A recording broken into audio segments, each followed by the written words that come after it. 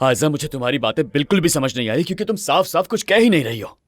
लेकिन उमर, मैं तो तुम्हें कह रहा हूं ना, उस आदमी के पास तुम्हें धमकाने के लिए कुछ भी नहीं बचा है। क्यों नहीं समझ रही हो?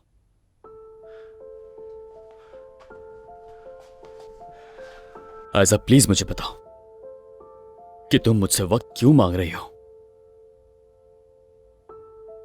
ये इतना आसान नहीं है। बात सुनो, क्या उसके लिए तुम्हारे दिल में अब भी जज्बात बाकी हैं? नहीं, ऐसा कुछ भी नहीं है। तो फिर तुम मुझसे वक्त क्यों मांग रही हो? फैसला आज लो या कल, क्या फर्क पड़ता है आयजा?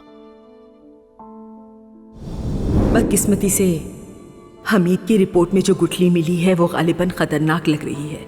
सुनकर बहुत अफसोस हुआ आंटी। ये बात अभी सिर्फ तुम और मैं जानते हैं बेटी, और किसी को पता नहीं चलनी चाहिए।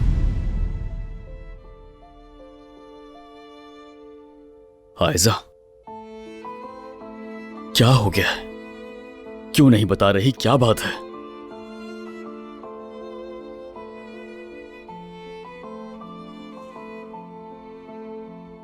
तुमने कहा था मुझ पर भरोसा करो, और मैंने किया, पूरे दिल से, बिना किसी शक व शुबे के।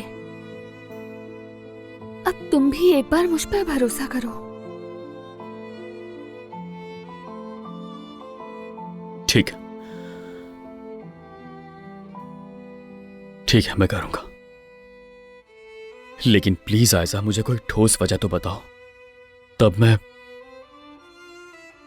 चंद माह तो क्या बल्कि पूरी जिंदगी इंतजार कर लूंगा। अभी नहीं बता सकती हूं मैं।